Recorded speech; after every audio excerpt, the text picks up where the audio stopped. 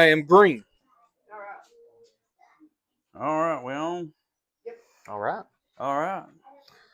Another week in studying on having a strong marriage.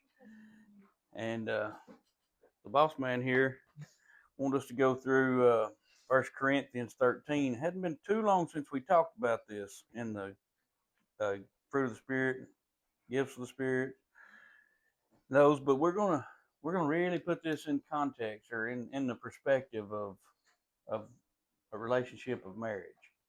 So buckle up, boys and girls. This is gonna hurt.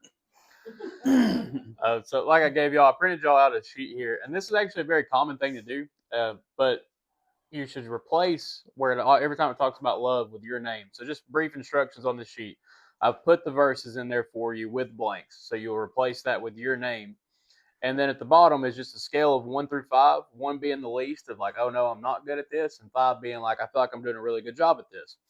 And you rate yourself on this, and you just keep it in front of you so you know where you need work, where you need to work with God on developing and learning and growing. And more importantly, the reason you put your name in this is because if you go to, it's 1 John 4:8, that verse says, anyone who does not love does not know God, because God is love. So you can replace love in this verse with the name of God. This is just a big character study for who God is. And as we saw last week with the triangle, the closer we grow to God, the closer we grow to each other. So if you try to be more like these verses, more like God and the way that He is with love, then you will grow closer to Him and closer to your spouse at the same time. So that's kind of why I wanted to do this worksheet. Also, at the same time, I rate it. I'm going to rate myself with you guys, but it's pretty rough sometimes. And 1 through 5 is a pretty easy scale. So, but as we go through it, we'll break down. I'm going to break down each part of this, and he's going to be with me on breaking down different parts of love. And you can rate yourself on a scale of 1 through 5. Don't treat it like golf. Lower score is not the best. So remember that. Remember that. A few mulligans. Yeah, get some mulligans. We'll go. But I'm going to read through just all of the scripture first, and then we're going to go back and break it down. So, love is patient and kind. Love is not jealous or boastful or proud or rude. It does not demand its own way. It is not irritable, and it keeps no record of being wronged. It does not rejoice about injustice, but rejoices whenever the truth wins out. Love never gives up, never loses faith, is always hopeful, and endures through every circumstance. So the first one is love is patient. So the Greek word, and normally he does all the Greek pronunciations because I'm terrible at Greek pronunciations. I don't know where I'm at, but so macrothumio, is that right? Let me see. I didn't write down It's the Greek macrothumio. All right, Thumeo. Yeah, it'll be macrothumeo. Macrothumeo. And what that means is it's 2 words put together, but it means long and then passion, or it can be translated to long fuse. So if you want to know if you have do you have a long fuse? Are you the person that when it takes a while for the dynamite to explode, or is it real short and real quick? But this also means to make a deliberate choice to hold back anger and endure difficult circumstances, even when provoked. So think about that. Even when provoked. There's the real hard part. That's the real hard part, is even when provoked. So I put some questions here in my notes that I want to share with you guys that I was self-reflecting on is, are we patient with our spouse even when we're provoked? So do we share patience even when our spouse has done the wrong deed and is rubbing you the wrong way? Are you patient even in those moments? Do you have a short fuse or do you have a long one? So how quick are you to respond in that anger? And then another one is if you want to test if you're patient, when you get home, does peace walk with you or does the house get tense? When you walk through the door, does people look at you and go, let's measure what kind of work, what day they had at work before we know what we say, before how we react? Or are they just like, oh, hey, it's so glad to have you home. So happy you're here. Because that reaction of people walking in your house, of when you get home, is peace walking with you, or is there, they know, oh man, he's got a short fuse. Let's make sure he didn't have a bad day at work before he comes in the door. That analogy makes me feel a little better about the situation because I don't think they dread for me to walk in the door. they dread for me to put something together that's a store. Yeah, they dread that kind of stuff though. So, I'm still not where I want to be.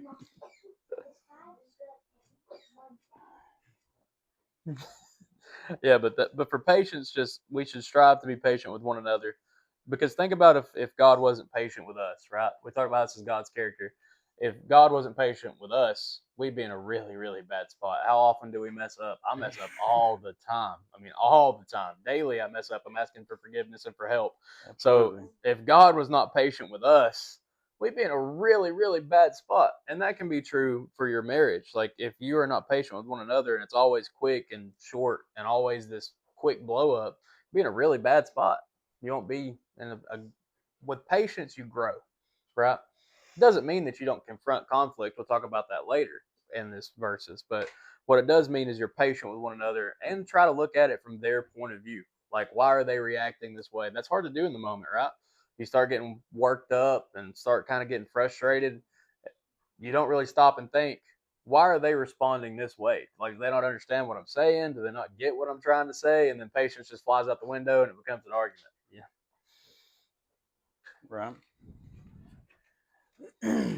All right. Next up is love is kind. So I rated myself on patience, and now it's time for kindness. So in the Greek, this means to show oneself useful or to act benevolently. But it's also saying that you're trying to active goodness. That's what you really need to break it down to, is being good actively, trying to be actively good to one another. So we have to put in the work to be kind. We do have to put in the work to be kind. And if you have a hard time being kind to people, pray for a softened heart. Pray for a softened heart, because we can choose to be kind or we can be snappy. So we can be kind with our spouse, we can be snappy with our spouse, we can be kind or we can be ill, we can be kind or hateful, we can be kind or prideful, we can be kind or commanding. We can be really commanding instead of being kind. And the last one I put is we can be kind or we can be absent. And what I mean by that is I've had a bad habit in my time of where I can either choose to be kind or I can self isolate and just try to go somewhere else Just on run my from it. own and just run from it and like I'm just gonna bottle this up until one day, boom. Instead, I could try to choose kindness in that moment instead of being absent and trying to. Sometimes I just run from the problem and not be kind. Actually, I just be I'm absent. So kindness is something we work on, but it's also it goes right back to what if God wasn't kind with us? If He wasn't patient, He wasn't kind with us. What kind of state would we be in? Hard to even. I mean, it's hard to even try to put a thought to that. What a mess we'd be in. But another definition for kind is of a sympathetic or helpful nature. This kind of goes back to something I feel important. Like I said last week on this marriage study, was I feel like that. I feel like one of the best things you can do in a marriage is try every day to do something to make their day better. And if you're both doing that, that's going to take you a long way. Be of a helpful nature. Just um, sometimes me and Renee kind of get into I don't even know what you call it. It's more of like a little aggravating contest of who can do something more for the other one. It's like, no, I can do it. No, I can do it. No, I can do it. But I think that's a good thing, to be trying to make each other's day better, be helpful. So the next one is jealous. So you got love is not jealous. So remember we talked about last week that we become one flesh, right? We are one unit, and the mystery of that. And so when we become one unit, that person's success is your success. So your spouse's success is your success. Your success is your spouse's success. It's not in isolation. It's not Brittany's successful and I'm not, or Tristan's successful and Brittany's not. That's not how it applies. We're one family that is either successful or not successful. So there's no point in this jealousy. And I feel like a lot of times we end up getting jealous because we'll see our spouse experience something and our mind is, well, I kind of want that. I want that, like that attention, or I want that growth, and I want that. And instead of us celebrating one another's successes, because it's all us at one unit and one team, instead we start to get jealous. Like, well, I'm gonna figure out a way that I can do better than that, or like, and you start to get in that bad habit of looking at somebody else's and wanting what they have, but you already have it. It's what your wife or your husband has. You already have it. Like, you're one flesh. They succeed, you succeed. You're not ever at opposition. You're one team. And husbands, we talked about, you get to present your wife blameless, right? So if you get to present her everything that she's worked for at the same time, everything you've worked for is together. You got to look at it as it's a pile of goods as a team, as opposed to everybody's got their separate room and their separate silos. You can't operate in silos. If you do, you just won't work. Amen. So,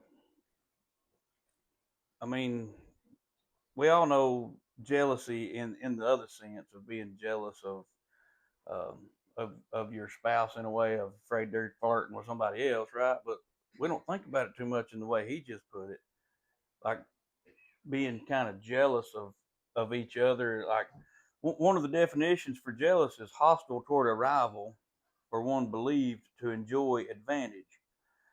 And I thought, when I looked that up, I thought, man, why why do so many couples end up in a rivalry? We all we all know that old couple that seem like they make a pastime out of tormenting each other. Like, it's their daily thing to do to try to make the other one mad.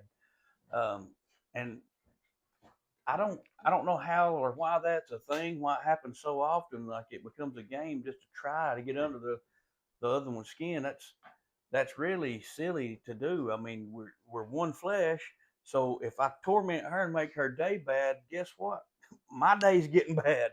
That's just dumb. I mean, that's like, stumping your toe for fun. That don't make any sense. Uh, so anyway, I don't want to live in a rivalry. I want to live in where we can work together, where we can lift each other up, uh, and be happy, and so uh, why would you ever want to be jealous in any way, either way, of the person that you've chosen to be one flesh with? I was always jealous of her work because she put her work before me and anything else. Does that make sense? Yeah, Yeah. that's another angle of jealousy to look at it. Like, man, I think she's so intent on that you know I Left on the I'm back burner. I'm feeling like Yeah, definitely. I'm not getting enough patting over here. That's right. We get that way, don't we? And I've been there with this kennel. I mean, her phone never stops. I get mad and I'm gonna throw that thing in the river. Well, I think Brittany got something. And I'm pretty sure it was Josh Howardson. I listened to one of his sermons and he said, jealousy is anything that replaces your partner. And a lot of times for women, it's children. Oh, and a yeah. lot of times for men, it's the work. Word, yeah. well, That's yeah, true. and jealousy breaks down to you want something that somebody else has or is getting. So, like, in what y'all was talking about, like work. Like, I The get that. attention. Yeah, she Right. she had to compromise a lot with my work, where I was getting phone calls all through the night, and she felt bad about that stuff. She And fixed you, didn't she? yeah, she did. She put me in my place. But like, to go back to that, like when we talk about it last week, that stuff happens when we start putting each other out of position, right? So in that situation, we're putting work in the position that our spouse should be in. Priority number one should be our marriage and our spouse. When we put work in that seat, that's when these other emotions start coming out and these other bad sides of what love can be. Because the truth with like jealousy, and also when here with irritation and patience and kindness, like all of them really stems from the fact that you're joined to the person who you love the most, right? It's like I love all y'all, but I love my wife more than I love all y'all. I do. That's my girl. Guess we'll let you bow. Yeah, yeah, right.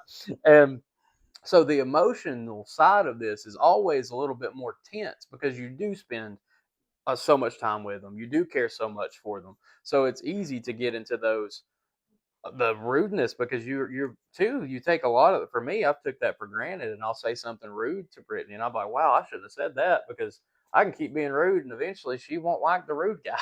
I say you can put yourself in a bad spot, or Right. when we first got together, I was working probably like 70 hours a week for like 2-3 years on average, and not counting the phone calls. And like that weighs on a relationship really heavy. And I was putting that career and that success above getting married and starting a family, because genuinely that made me feel good. That made me feel good. I was like, oh, good, yeah, I'm the manager. I'm walking around. I'm making good money. Life's great. I'm doing all this stuff, and then I'm going home and I'm not focused because I'm getting phone call after phone call after phone call. And there's great things about working. You should work. It's great to work, but it's also everything has a place, right? And our place is God one and family second, and then everything else flows after that. That's how it has to be. And by family, it's your immediate family, your wife, your kids, but wife and husband first, and then flows Amen. down after Bring that. your work home, Yeah. It's gotta stop. Definitely, and I was That's a doing that tough for thing. years, for sure. Yeah, I get that. When your work is at home, Yeah, cause a real yeah, problem. when you can throw a rock and hit it. So the next two, boastful or proud, or it could also just be arrogant. But so don't look at this in the positive way. It's like, I can brag about Brittany, I can be proud of Brittany. It's not that. It's saying like being puffed up, to blow up or inflate. It means really to put. I look at it as it presents itself as selfishness. Excessive self pride. Yeah, self pride, where it's me, me, me, me, me, me, me, me, and there's no we. Yeah, it's all about me. And when you present yourself in that puffed up or inflated state, you're maximizing your needs and minimizing your partner's needs, because Right. it's what you're wanting, and that'll end up tying into something later. But so when you're thinking about boastfulness, don't get a big head. I tell this as a joke to the guys because it's funny, but if you pull out your phone, right, you can pull out your camera, and if you ever wonder if your wife loves you or not, you take this camera, you turn it around, and just look at you, man. Yeah, she loves you. Like that's what I do myself. I look in the mirror like, good night. She's gotta love me because that's rough. That ugly mug. Yeah, she loves you. Look in the mirror, dude. Come on. But yeah, and that's where I have a little fun with that, but it's about putting their needs above your own, right? We talked about sacrifice last week, how men are supposed to sacrifice, but it's about sacrificing, and it's not sacrifice unless it costs something, right? We Right. talked about that. So don't always just be puffed up and keep putting yourself over them, because then eventually they'll just feel worthless. They'll just feel worthless. And there's a lot of people that I saw. It's been a little while back, so I can't remember all the numbers, but I saw the numbers of a survey of the problems of narcissism Mm. and how much they have grown in America in the last like 30 years, and it was astounding. Like, this is a real problem. We've lived blessed, and we have become prideful and boastful to a terrible degree. And we all know those people that could not put anybody else above themselves or before themselves. We all have seen that, right? And somebody that cannot put anybody else or anything else in front of or before themselves, it's hard for me to believe they know Jesus. Uh, it's just it just is. I mean, I get that we all mess up. I get that we all get prideful sometimes, and we have to fight that. So but people, I think this is something that needs to be acknowledged. I think this is something that we need to do these self evaluations, um, because for I mean, nobody else is going to keep you straight. Nobody's going to keep me straight. I'm going to have to evaluate myself and make sure I've got me where God wants me as best I can. And it's so easy to get caught up in the I want, the boastful, the prideful. I want it my way. Those kind of things. It's easy to get in that. But that's why we do studies like this, and that's why we talk about it, and that's why we have family here to help it, lift us up, and strengthen us, and that's why, just like we talked about a bunch during the book of James, that's why it hurts so bad, because we're trying to work on it, man, and it's painful. It's sometimes it's tearing down before he can build something back up, and that it does hurt, but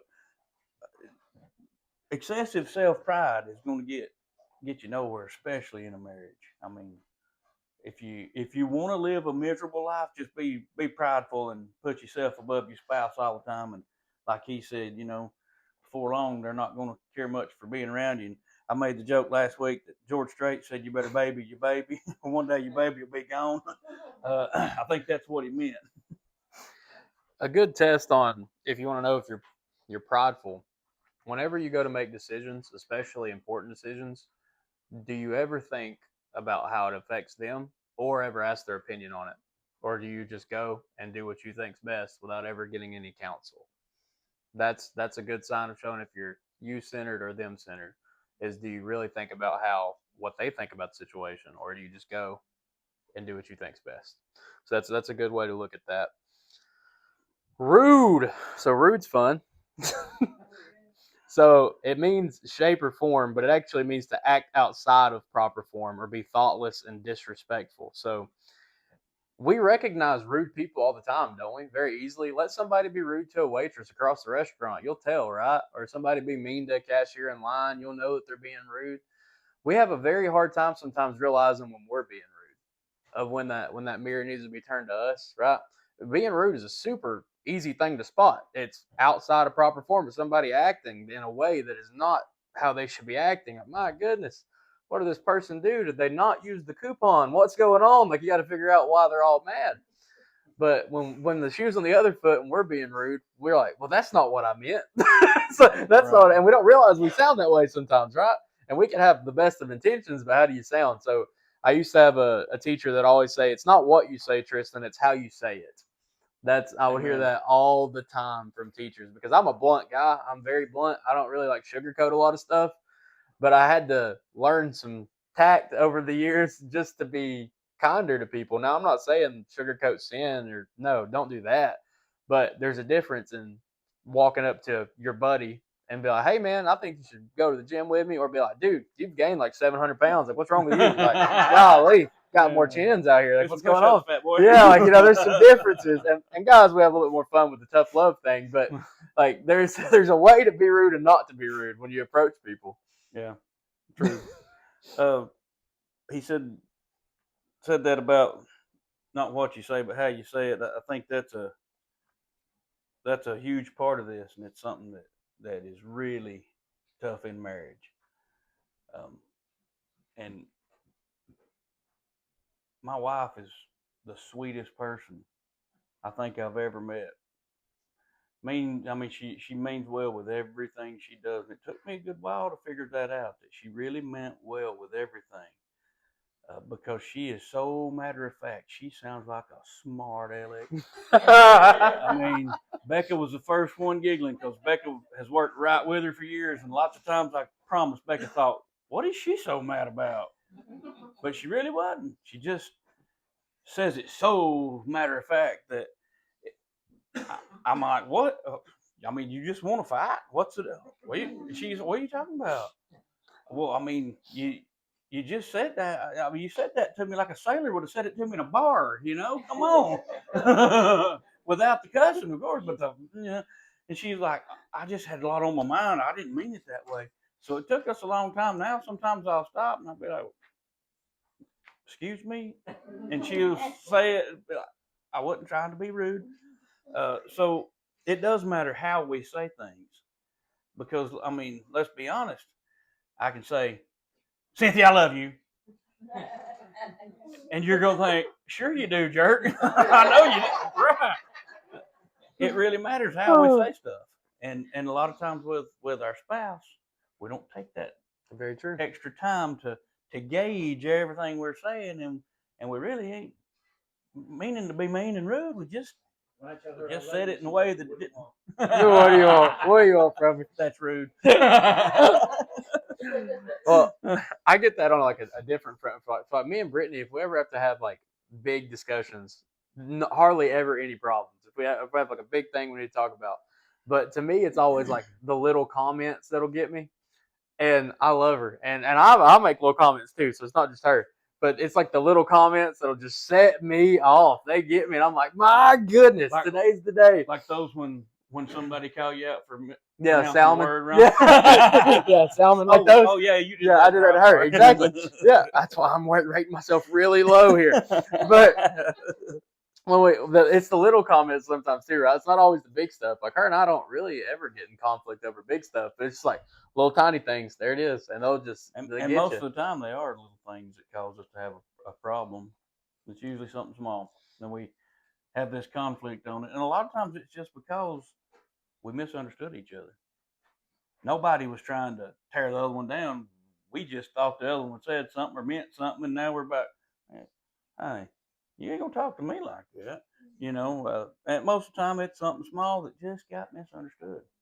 Or I say stuff one way and he takes it another way, and I didn't really mean it that way, but I say it. We have that one all the time. We go through that all the time. That's a tough one.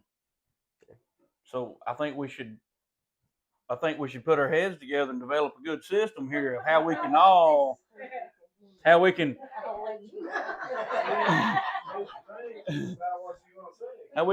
time out. What do you mean by that? Because I really thought you was being hateful there. Oh no, I really didn't mean it that way. I'm sorry. Yeah. Something.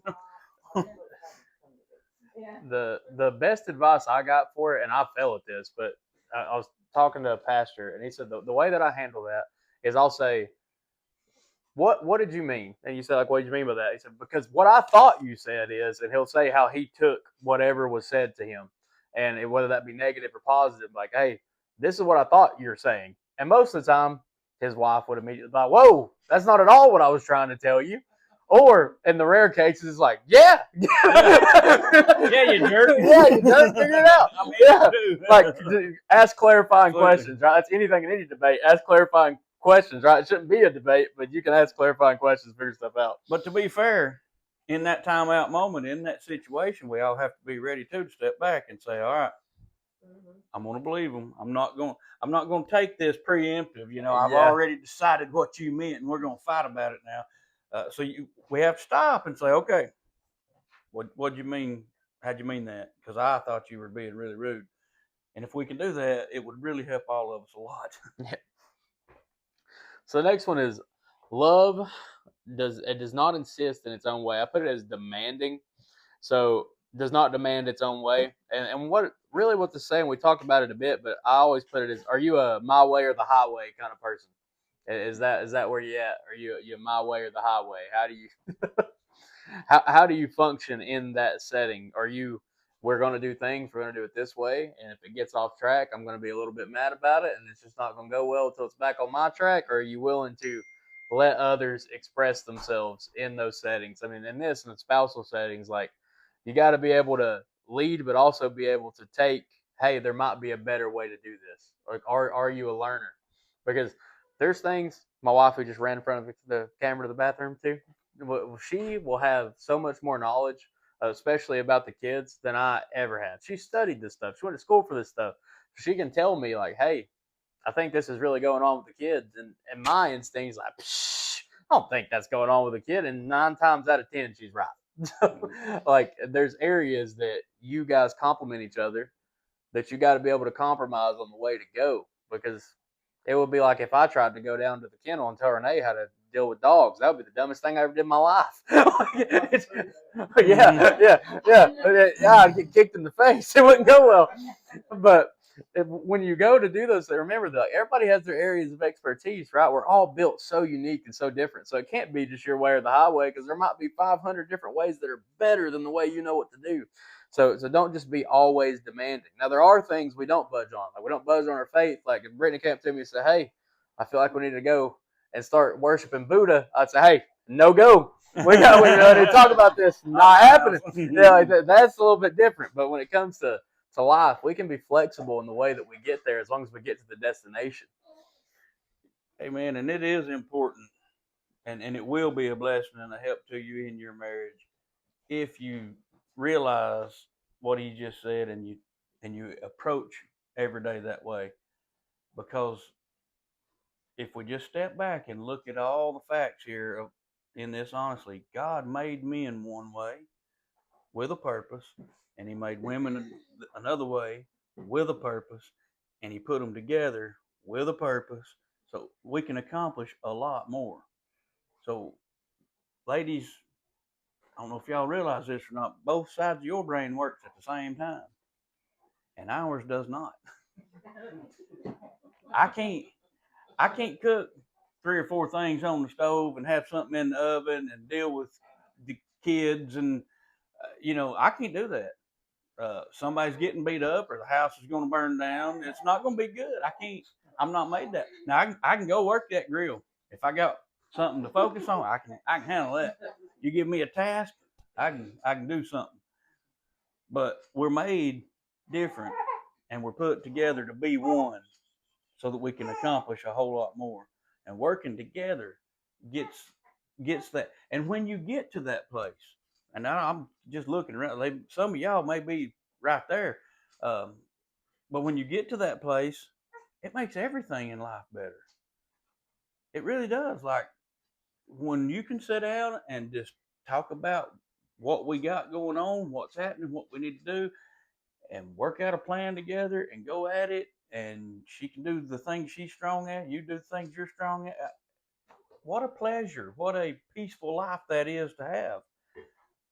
But if you're demanding your own way and won't have anything to do with your husband or your wife, and you want it all me, again, you go back to that pride, it just brings misery. It really does. I mean, it's natural for us to think that we're always right. The the wisest man that ever lived, he wrote something down about that. It's natural for people to think their way is the right way. But we have to back up and realize it's not always. Somebody's got a better idea. Somebody might know something I didn't. My wife might have a good plan for something. We can't demand what we want all the time and get anywhere in a marriage. We were talking about all 3 of us was talking about that just the other day about having that misunderstanding with our spouses because we think of things so different. And so we'll be going at a project and he's looking at it one way, which is not wrong. I'm looking at it one way, which might not be wrong. I don't understand what he's talking about. He don't understand what I'm talking about. He thinks his way's the best. I think my way's the best because I don't understand what he's saying. And it's just we're looking at it completely different. Both ways would work. That's usually where we get into our biggest. And then I get to be in that next one we're fixing to go over. And I get in trouble. But sometimes it's like I'm speaking Hebrew and she's speaking Chinese, and we ain't getting nowhere. We have no idea what the other one's saying. See what the other one's saying, like he said. I mean, he's got better ways than I do, and other vice versa. Sometimes it's just getting on the same page. It's sometimes it's like you're speaking a completely different language, and you can't get to the middle ground to understand what the other one's meaning. And then, like I said, I get irritable. And then I end up repenting and asking her to forgive me for my smart mouth. See, we're just the opposite. Mike is one of those that has 15 tabs in his, like the computer, has 15 tabs in his brain open at one time, thinking all these different things. And I'm like, one track.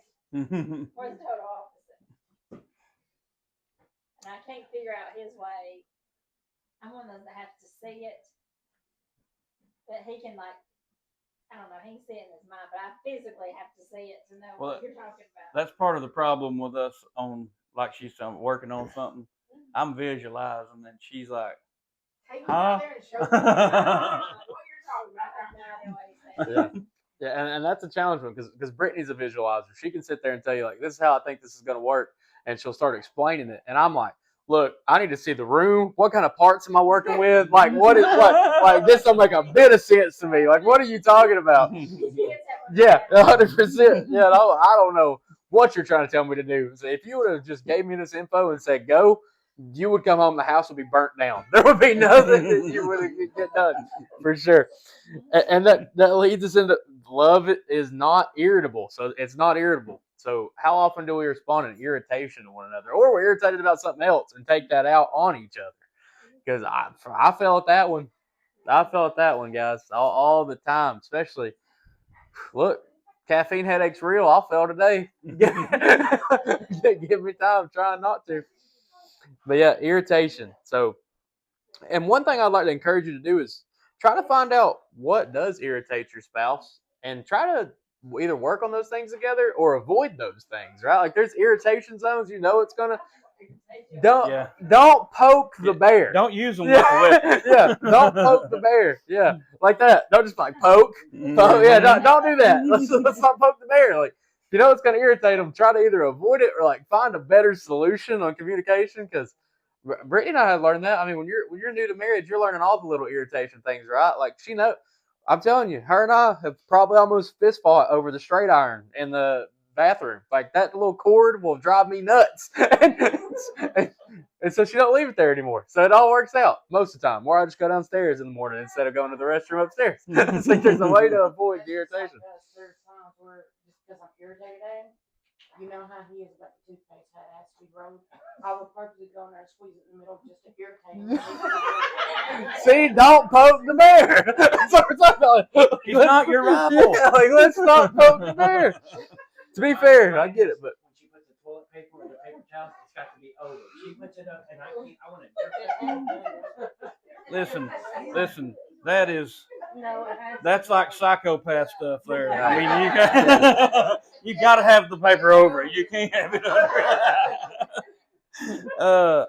I mean, at least we're all getting somewhere here. You Yeah, know, we're 100%. We understand where we're at. little tip for toilet paper roll. In the front, beards are cool, mullets are bad. You don't want it in the back. Easy enough. Just remember, real simple. Beards are Mullets cool, are bad. mullets are bad.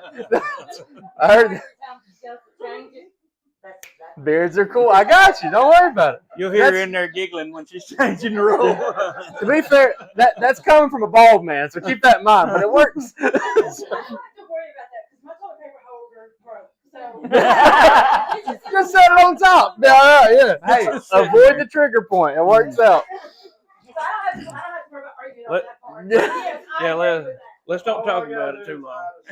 Oh, Oh, if there is one sock missing, she will not let it go. Hey. I mean, No, it's probably under the It was my fault. Where- Not that the washer and the dryer. What did you- what'd you do with the song? I tell you. Ian Yes. leaves his socks and litter floor. I do. And now Ian has started doing that. I take the Mm. blame for that. He gets that from his mom. It drives Hayden crazy. He's like, why are you doing this? Put them together and put them in the washer. I'm like, I don't know. And when you do stuff like that, I love it. I think we're learning. Oh, goodness. That's Oh. crazy. Say something about the irritable part. Yeah. Kind of getting off subject a little bit, but I'm glad this was brought in today because today I was working by myself. Mhm. And usually I've got my husband or my mom with me. And I was behind this car that was going so slow. And I was like griping to myself, I was getting irritated. That's me. Yeah, I get it. And it was just like in that instant, God he gave me a reality check right then. I mean, he put me in my place. He was like, you cannot do this. You have to have patience. And then whenever we got on it to the 4-lane part, and I was able to kind of go around, I seen it was a little elderly person. And then he got thinking, again, remember when you had to take care of your grandparents, Yeah. I mean, he really put me in my place today. I can't speak too much on the driving thing because I call myself a hyper-functioning driver. I'm the kind of guy when I'm coming up to the red light, I'm looking at the line like which one's going to be shorter if I'll get there. So I can't speak too much on it. I'm like, who's driving? And I'll look around like, which car's driving the fastest? He's behind that guy. That's who I need to be behind. Yeah, you're the only one that does Yeah, that. clearly. So, yeah. I do that, but when I'm on the school bus driving, I don't do that because I know that I've got all these kids behind me Right. that depend on me. Mhm. And I was by myself, so I didn't have anybody else to worry about in the car but me. But then I got, he put me on my place. It's like you got to step it down about 10 notches. You're not here, Yeah. Get back down to here. Completely get it. That's something I struggle with because, like, if I have Lily, Ian, or Brittany in the car, I drive like a grandpa. But if none of them are in the car, I look like I'm trying to be from Tokyo Drift. Like I'm trying to get there. The music kicks on. Like I gotta learn. Yeah, it's not. To set the cruise control I do it on my bus, I do it in my car, my mom's car, because if I don't do it in my mom's car, she'll be like, she's over there constantly watching that speeder limit. You see how fast you're going? I was like, I take it up to you because you got to play it too. Hey, It's not even nothing. that's right. It's like last You year. do get it there. It's like last year. I drive like no grandpa. And everybody that knows me can tell you, I drive slow. I got I'm rolling down the window and I'm doing this. And get somewhere. Oh goodness. I got 3 speeding tickets right in a row last year. Wow. Did show a little patience, Johnny. Yeah. Goodness. Oh boy. He's Yeah, no I next. swear to God. Huh? Glad we're having a therapy session. I Right. appreciate it. And the next one we'll move on to is it keeps no records of being wrong. So this is a big one. This is one I wanted to hit on because the first thing popped in my head is when you guys start talking, things start going wrong. Do you try to figure stuff out, or do you start whip out the shovel and start digging up the past? Where do you go? Lily's digging up the past. She's mad about it. Yeah. Yeah. But it's where do you go to, right? It's like, are you bringing up ancient? Well, I'll let you tell your joke. Are you bringing up stuff from the past, or are you bringing up current? Like, are you just trying to figure out the problem, right? So where are you at on that? Because there is a lot of times where you'll start with something small that just happened or recently occurred, and you're starting there and like, well, last week you did. And it's like, well, last month, and then you're like 16 years ago. Like, I didn't even know you. Like, what are you talking? Yeah. So I got this Rick Warren joke on this one. I couldn't get it out of my mind once I read through this studying for it. But he Rick Warren's used to be a pastor and wrote Purpose Driven Life and all this. And I like to listen to a lot of his old messages still.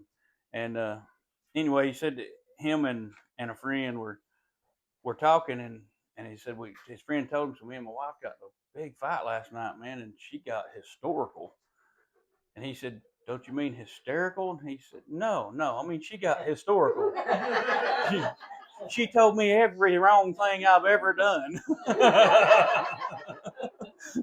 Every mistake I've ever made was held against me. They'll remember that, but hardly good. Right. And, that brings up a good point, too, Danny. That isn't it funny that it's that way? Yeah. Like, as soon as I get a little aggravated, I don't think about all the wonderful things she does for me and how she takes care of me so well. And I think how she sounded like a smart aleck yesterday, too, one time. It's just... There's a pattern here. I just got to find it. Like a detective with all those strings attached. I mean, we really get silly. Yeah. When you start getting a little bit irritable, aggravated, irritated, prideful, you go to some goofy stuff. If you can step back with a clear mind and your heart where Jesus wants it and think about it, you'd be like, that's dumb. This woman does all she can do for me, and I need to not let anything like this bother me. This is just crazy. But that's not what's natural. So we have to work at it, and we have to have support like this to help ourselves remember these things, because our natural reaction is dadgum her. Well, Haven's thing is when he reaches that point, he goes chop wood, even though we don't need it. You see what they're chopping wood, you're like, 110 degrees in July, so I'm gonna go outside. I'm gonna need some wood for tomorrow. That's better than throwing things at you, though. If I get to that level, I'm a walker. I'm just gonna go walk. And Dad's picked me when I was younger. Dad's picked me up on the road. I've walked 4 miles. I was mad. I'm gonna walk. Yeah. I've been that way. I'm gonna go walk somewhere. But yeah, don't keep that record of wrongs. But once again, it all ties into God's character. Like, He's forgiven you for all of your wrongs, right? He's forgiven you. Like, imagine if He hadn't forgiven you for all your wrongs, because guys, He sees the things that not your spouse doesn't even see that you've done wrong. He knows the thoughts that are up here that's messed up. He's the one that can be up here and knows what you're thinking. He knows how sorry you really are. So remember that, and he loves you enough to forgive you for all of that stuff. So we should love each other enough to not keep a record of wrongs, right? Absolutely. He not only loves you enough to forgive you of all that stuff, but to completely erase it. Mm-hmm. I mean, it's not that God don't keep a record of it. It's that He done away with it. It's gone, and that's the example it's set for us. Next up is does not rejoice about injustice, but rejoices whenever the truth wins out. So I kind of wanted to tie this into when they mess up. So how do you react? Are you one that rejoices in the injustice? We're like, they messed up. I got them. That's a point in my column. Let's go ahead and mark it down. I'm winning 23-44. We're doing great. We're up. You know, like, do you do that, or are you the one that's, well, let's figure out how we can fix this and let's rejoice in the truth. And when I want to encourage you, whenever the truth wins out, is take the stuff that you may have problems about to the Word of God, because that's the biblical truths that we live our lives by. It's the biblical worldview that we should follow. So when these problems occur, instead of rejoicing in the injustice or in the sin or keeping a tally like we just talked about, take it to the truth and rejoice when that wins out, because this will transform people more than you're going to be able to. Their love for you will help. But if their love's not an action, it's a feeling. Feeling isn't always there, right? Feeling doesn't always happen. So remember that you need to be going to try to rejoice at the truth of the word in each other's lives, and not just rejoice in times where people mess up. Rejoice in good things and the truth of good things. Yeah, I mean that's good advice. Again, this goes back to not trying to make a rival out of each other. You know, if you're rejoicing about an injustice, you're kind of making your spouse the enemy. And who want number one? Who wants to be one with their enemy? So it makes no sense for us to torture one another. It don't do any good. So you know, the only other thing I'd say on this is, like he said, the scale to which you can weigh everything is this right here. If you take that thought to the word and you weigh it against what God said, then I'll promise you a whole lot of the times you're going to have to get on your knees and say, I'm sorry. But that's just how it is. Next one, never gives up. So the question with this one is, how quick are you to go, I just can't do this, or I can't figure this out? It's quick to just throw in the towel, get up, walk off. Like I said, I'm a walker, so I'm professional at this, professional at walking, right? So how quick are you to say, you know what, I just can't do this right now? You just throw in the towel. You never really try to work through the hard stuff. You just walk away, and you never figure it out. Or we talk about that irritation. You get irritable, and instead of trying to check yourself and work through it, you give up. You throw it away. Right? We can be quick to throw in the towel when really, when you realize you're not fighting each other, like you said, not the rival, that you're fighting against stuff that is far more. You're fighting against flesh, the world, and the devil. That's your real enemy. That's who you're really fighting. And your flesh is really hard. It's really hard to beat. It's your own self. You got to beat that, the old sinful nature. But God gives you freedom from that and can help you work through it. And your spouse is a person that can help you work through it as well. The world, don't be influenced by it. Are you giving up and throwing in the towel in your relationship, instead being discipled by the world around you and what society says is good about marriage and what society says is good about love? And the devil, look, guys, the devil's been studying us for a long time. He knows exactly how to get you. He may not know exactly how to get you specifically right when you're born, but he's been working with your family for a long time. Like, he knows how to get people. So you're battling all three of these things. You're not each other's enemies. So don't throw in the towel for each other, because you've got real forces you're fighting that want your marriage to fail. Absolutely. They want your marriage to fail, and they want you to fail. Because if they can get you, then they get a whole family. They take out families and generations of people. It just takes a few dominoes to fall before a ton fall, right? Mm-hmm. So remember that when you're doing this, don't just throw in the towel when things get hard. Because we can be quick to give up when we're on the mountaintop. Everything's good. We can hang in there the best of them, but especially when we're in the valleys, we can be quick to give up. Yeah, there's a spiritual war going on all around us and in our mind. This is the battlefield. And if you don't think that the enemy will attack you to cause you to attack them, to cause a big fight, to drive you a wedge between you, and to, like he said, tear up a family. You crazy. You definitely have blinders on. That's exactly what he's doing, and you have to keep your guard up, because if you don't, you find yourself in that place of, man, well, I really messed this one up. Or worse, you let it keep going and get further until you're at the point that you got to rebuild everything at home and hope that your spouse wants to even help you work to build it back. So can't be quick to give up. We gotta stand fast.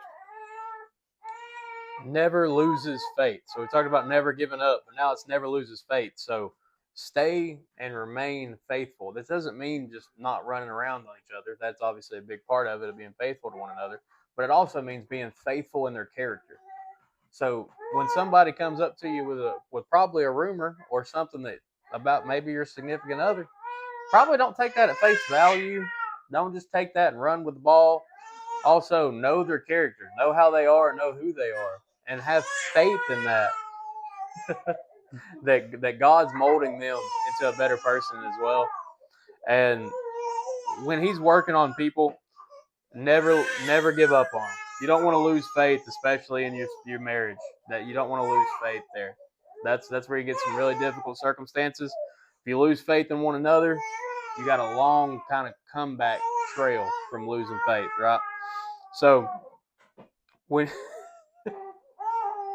there you go, dance, mama, you got it. You don't calm down. It's okay. It's no big deal. And so remember that not to lose faith in one another, but also don't lose faith in the Lord. We can be so quick to be the why guys. It's like, why is this happening? Why is this going on? Why? And we never get to the what. The what are you trying to teach me? What are you trying to show me? Where am I going? Where am I going wrong? Where can I improve? And so we stick on the whys and forget the other two questions. So never lose faith in one another. Absolutely. I don't really have a whole lot on this. I will say that there's a lot of things in life that are a test, and if we'll just pass the test, we can move on to something else. And always likening that to the children of Israel when I preached about it the other morning, when they see all these great things God did to the Egyptians and to the greatest army in the world and all that, and then they get over there to the edge of the promised land and got too scared and couldn't be faithful to trust that God could help them and give them this land He promised. They failed the test, and they got to take another lap around that desert. And a few times in that 40 years, He'd give them a little test, and they failed every one of them. So they kept going around. So if you want to make another lap around the desert, you fail the test. If you don't like that and you don't want that, then say, like he just said, what is it I need to be learning here? Because the truth of the matter is God's not just a spectator at a distance of our life. He is working in our life, trying to build our character. That's what, sometimes it hurts. Sometimes it's tough. Sometimes we realize things that we wish we were better at. Man, I hate having to hear this, but it's because we're building, or He's building our character. So the only way to get to the finish line is remain faithful. Always hopeful. Is always hopeful.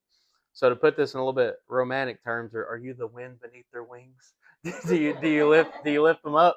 Man, you got some song. Yeah, I do. Tonight, huh? I did. I told him this. I didn't tell you all this. I titled all of my notes, but I put at the top of my page, I put "What is love? Baby, don't hurt me no more." As my title for this. Baby, don't hurt me. Yeah, I showed him that because I'm silly. That's what it is. But always hopeful. So are you the person that lifts them up? Are you hopeful in difficult circumstances? Are you the light for them? Are you trying to be somebody that's glowing for them in the hard times? Or are you the lead balloon? Are you well, this ain't gonna go well. Hope you're ready for strike number 3 because we're about to be out. Like which position are you in? Are you hopeful or are you hurtful? Like how do you look at the outlook on what you have, right? Because think about it. If you're coming home every day and it's always negativity after negativity, you will feed on that and you'll pick up on being negative. Or are you hopeful to one another? We can look forward toward a brighter tomorrow. We can work together for those, lay plans for that better tomorrow. So it's, are you hopeful or are you hurtful? And there's where that controlling the tongue, that's where that comes back around, because negative breeds negative. That's why we don't say the negative thoughts. We do away with those. We capture those and put them in Christ, right? Because when we say that, and when we speak death in our own life, we speak death in our marriage, we speak death into everything by flopping them gums negatively. So I told y'all, some of you hadn't heard it, but most of you have. I told y'all, I used to be the world's worst to say stuff like that. Oh, if I didn't have Beverly, I wouldn't have none of that. You know what I say now? I'm a blessed man. I make sure to say it several times a day. I'm a blessed man, because I am. I don't want to speak negativity into my life. It's just a bad habit. Man, we go on our thoughts. You know, like I said Sunday, there's a part of us in here nobody else knows. But that's what we know. That's the thought we have, and that's what fuels our day. So if it's all negative, guess what? You're going to have a terrible day. If it's all positive, chances are your day's going to be pretty good. It's always a good day to have a good day. That's right. So lastly is endures through every circumstance. So I can speak for mom and dad a little bit because I had a front row seat for their life. Mom and dad have endured through some hard circumstances. I mean, look, my dad, y'all met him. He's a really nice man. My dad used to throw people through glass doors. For fun. For fun. You know, just on a weekend whim. You know, it was a glass door throwing competitor. No. And not only that, but mom has a really rough past that she came through, and they've endured through circumstances. Like, I remember growing up, Dad would be at work because Dad, when I was born, he had cancer. So he had to work 3 jobs. This man never stopped working with cancer. And me and Mom would have to hide behind curtains because we didn't want our family to find us. Like, I remember like a lot of youthful things where it's like, man, you guys endured through tough circumstances. And, you know, they were blessed to have 2, I'm going to talk about me, not me and Nick, but great grandkids. Me and Nick definitely gave them a lot of trials, but they got Lily and Ian and Thomas now, and they're having just a lot of fun. It's good to see. And so, like, when you think about it, like, endures through every circumstance. So endures through the bad times, but also remember, endures seems like it's a bad word, but endures through the good times too. Because in the good times, we can get comfortable, we can get complacent, we can quit showing as much love to one another. But it's about this patience and patient endurance, right? Paul says he ran the race, right? It gets to the end. It's not a sprint. It's a marathon, right? It takes time. It's overtime. It's not always going to happen immediately just how you want it. And as you guys know, better than I do, marriage takes work. It's something that requires work. Amen. It's not just something that happens and it's great. Because like I said, feelings fade. Like I told you guys, turn the mirror around. Look, in 4 years, my wife's going to look at me like, my goodness, what happened to you? Hopefully in a good way, because we're doing this diet and I need help. So hopefully in a good way. We'll see what happens. But it's just so strange because, you know, me and your daddy together maybe 3 months by the time we got married. Yeah. And every person we knew said that we was going to fail. And every one of them has been divorced almost 7 times. And we're the only ones that stay together. Hey, endures through difficult circumstances. I mean, Brittany and I got married pretty quick. But it's because she just realized I was the best thing in the world. Just kidding, that's boastful. Yeah. And so I was hoping one of my daughters would find somebody. and I'm sorry he struck out. We talked about No, I can't talk about him like that. His other son-in-law's good. Yeah. You gotta always be hopeful, Mike. But you might make something good out of him. One day, I just got to slow down half a step and be all right. But good news, guys. If you failed this test, you're in really, really good company because I did terrible. If you failed the test, don't worry, you're in good company. But here's also the good news. You're in good company because you are with people that can help. You're with people that can help. If you are having challenges in these areas, talk to somebody you trust. Talk to somebody you're really close to. I talk this guy's ear off sometimes. I'm pretty sure he gets tired of hearing from me. I know that's not true, but I talk his ear off. He's took me to lunch like twice and be like, hey, man, you all right? You got to have good people in your life. Dad's helped me in times of life that I needed help. And so just you're in good company with people. Pray about it, be about it, but also just work on it. Work on it.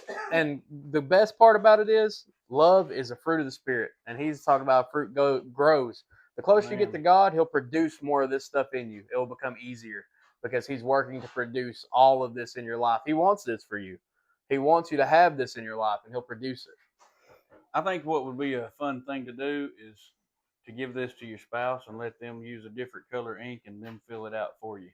Oh, that's a good one. And then compare them. Oh, that's a good one. Let's see where we are. That's a good. I like that idea. Fine play, Cody. You just fill it in, sweetie. I can print you out homework if y'all want to do that, but they can't see it. No. I really think that'd be something good for us to say. Okay, well, man, maybe I wasn't as bad in that area as I thought. Or wow, I suck. I'm a failure. The ones of us that are married with our spouses and discussing this, you know, because we do sometimes see ourselves completely different, or they might have suggestions that you haven't thought of or look at it, you know, in a different perspective. And I do think that it's something, I mean, I know I would like to sit down and, you know, have that conversation. Like you said, there's probably a lot of it that he's not as bad as he thinks he is, because I don't think he's that bad. And there's probably things that I'm worse in, but I want to think I am. I think it'd be good to sit and discuss it. I think it'd be. I'll let my wife circle it in red ink. But I'm blue, so. if you go through it and you do that for each other, then you got to agree to pray together for both of your growth and help in the areas that are needed. Okay. Yeah. All right. Yeah. Don't let it be a fight. Don't let it be a fight. Don't let it be a smush the middle of the toothpaste, Mom. Yeah. Don't. Hey, that's dirty. Yeah.